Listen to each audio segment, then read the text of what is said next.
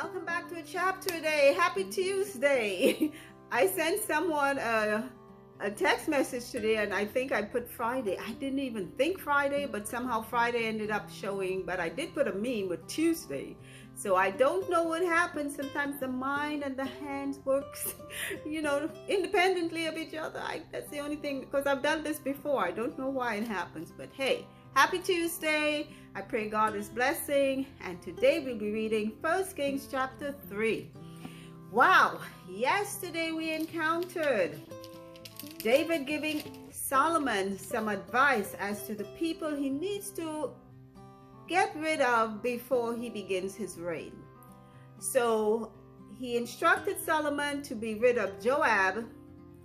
Who was it? It was a priest, Abiathar, and Shimei. So Joab was once David's captain who abdicated to Adonijah when Adonijah was self-proclaiming kingship.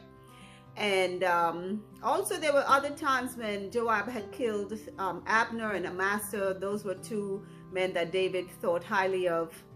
I really didn't think they were that credible, but he wasn't happy when Joab killed them. So he told Solomon it's best to get rid of Joab. Then Shimei was the one of Saul's relatives who was cursing him out and throwing rocks at him while he was trying to run away from Absalom. And when he regained his kingship, Shimei came back to him, and both times David pardoned him. While he was doing the cursing, and after he came back and asked for pardon, David was gracious enough to say, okay, we let that go. But he told Solomon, don't trust him. Make sure that, he look at him. He look after him too. And then the last person was Abiathar the priest. Now I think Abiathar was the son of Ahimelech the priest that David had gone to when he was running from Saul, and that resulted in the killing of that and other priests. And I'm thinking Abiathar must have not really, he must have really held David accountable for his father's and other priests' death. So he also abdicated over to Adonijah, and so David told him also to take care of Abiathar. So he only had Joab killed because it was blood for blood because of Joab's killing of those two men. But for Shimei, he told him, go off to a city, don't show your face at all out of that city, or else, you're going to get your just deserve. And then for Abiathar, he didn't kill him either, but he disfellowshipped him from the priesthood. Okay, so now let's go on and see what else is taking place. Solomon is king. Adonijah, his brother, he also got rid of him because Adonijah had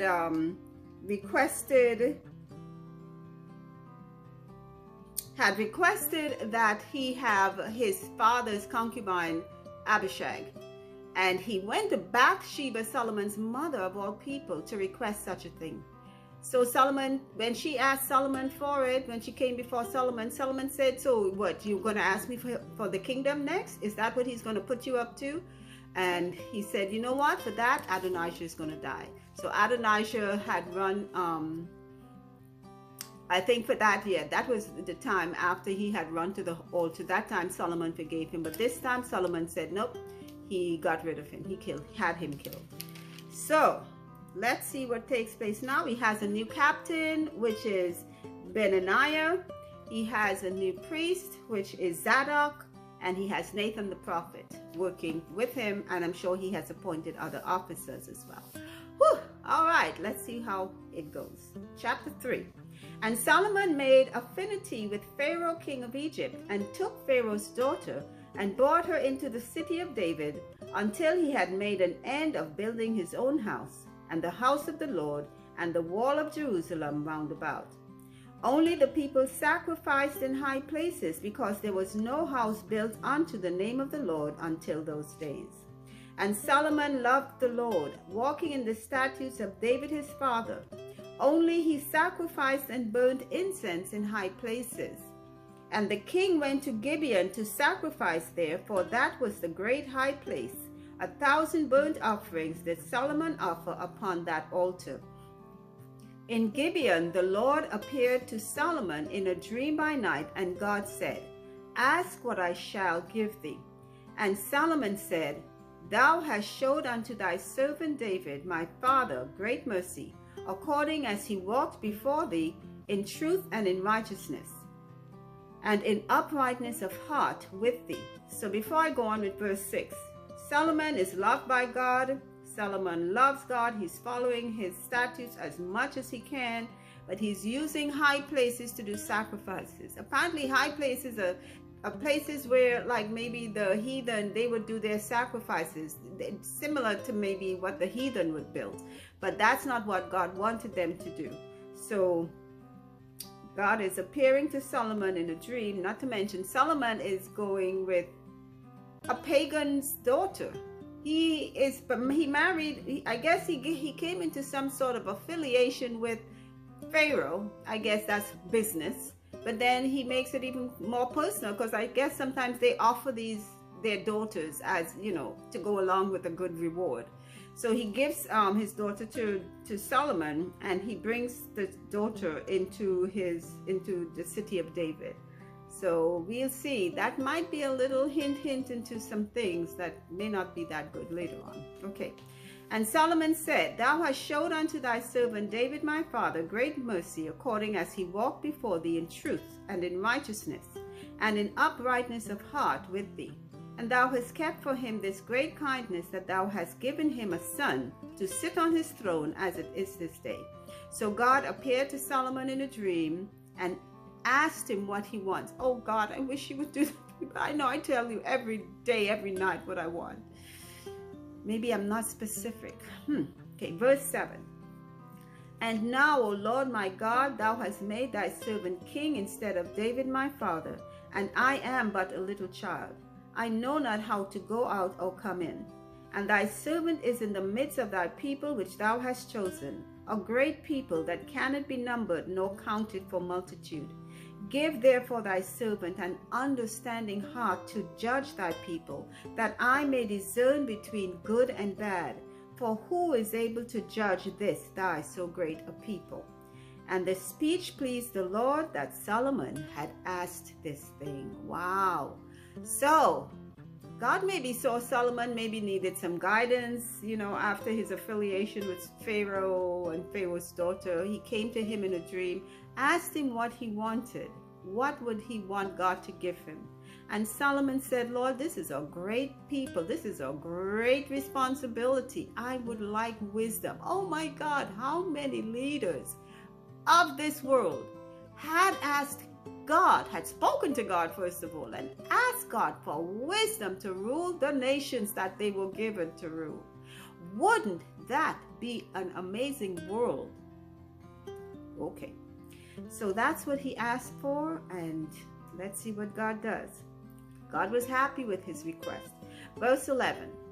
And God said unto him, Because thou hast asked this thing, and hast not asked for thyself long life, neither hast asked the life of thine enemies, but hast asked for thyself understanding to discern judgment.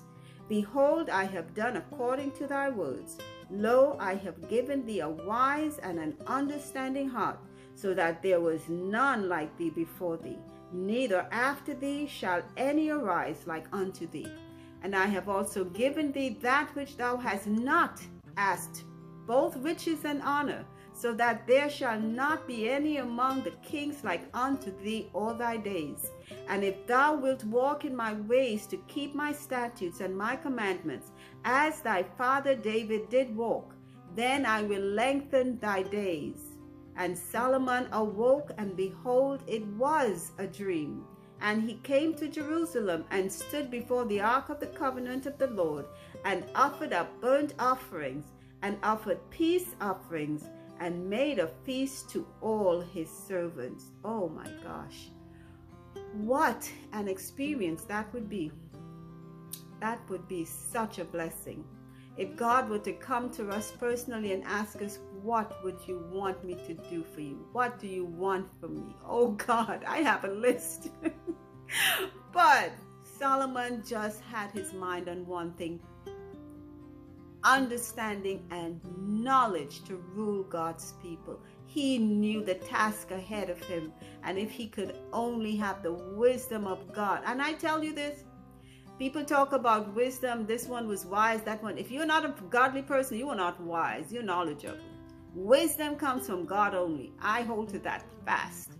You can be as smart as you want, know all the knowledge of history, etc., but you are not in a relationship with God. You don't have wisdom. You don't have the fear of God. You don't have wisdom. You have knowledge and experience. Different things. Okay. Verse 16. Then came there 2 women that were harlots unto the king, and stood before him. And the one woman said, O my Lord, I and this woman dwell in one house, and I was delivered of a child with her in the house. And it came to pass the 3rd day after that I was delivered, that this woman was also delivered. And we were together. There was no stranger with us in the house, save we 2 in the house. And this woman's child died in the night, because she overlaid it. And she arose at midnight, and took my son from beside me, while thine handmaid slept, and laid it in her bosom, and laid her dead child in my bosom. Oh my. So these are 2 harlots or prostitutes who have come before the king because remember, the king is also a judge. They have a problem. One lady they 2 had children, 3 days after, one 3 days after the other. And the one rolled over her baby and maybe suffocated the poor thing, realized it was dead, got up, took the other lady's baby from her, and put her dead baby in the place, and then took the lady's living baby. So now they're coming before Solomon to make a judgment. Verse 21. And when I rose in the morning to give my child suck, behold, it was dead. But when I had considered it in the morning, behold, it was not my son which I did bear. Trust me, a mother knows her child. And the other woman said, Nay, but the living is my son, and the dead is thy son. And this said, No, but the dead is thy son, and the living is my son. Thus they spake before the king. Then said the king, The one saith, This is my son that liveth, and thy son is the dead. And the other saith, Nay, but thy son is the dead, and my son is the living. And the king said, Bring me a sword. And they brought a sword before the king. And the king said, Divide the living child in 2, and give half to the one and half to the other. Wow, let's stop right there. So, you have a child that's living. Somebody tries to steal it, and you go before the judge, and the judge says, you know what? Divide the child in 2 and give each person half. What are you going to do? Are you going to stay there and let the judge do that? Are you going to watch the judge kill your child that you gave birth to? I'm talking to women now. Okay. Let's see what happens. Verse 26. Then spake the woman whose the living child was unto the king, for her bowels yearned for her son. And she said, O my Lord, give her the living child, and in no wise slay it. But the other said, Let it be neither mine nor thine, but divide it. You hear the difference? She was not the mother of that child because she had no heart for it. I tell you something, I heard of people stealing other people's children from the hospitals and stealing them from their homes. You can never, I don't care how much you're crazy or you just feel like you want to have a child, you take somebody else's child, you can never be the mother to that child as that real natural mother was. And I know there are many people who have adoptions and many people who take in children.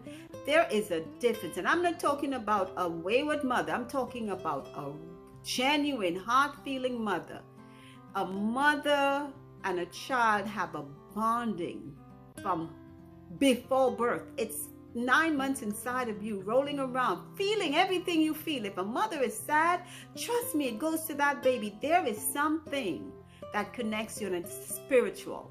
It's not just a physical thing, it's a spiritual thing. So that is where the wisdom of Solomon came in, because the one who was not the mother was fine with him dividing the child in 2. Of course, the child would have died. You can't divide a person in 2 and they live.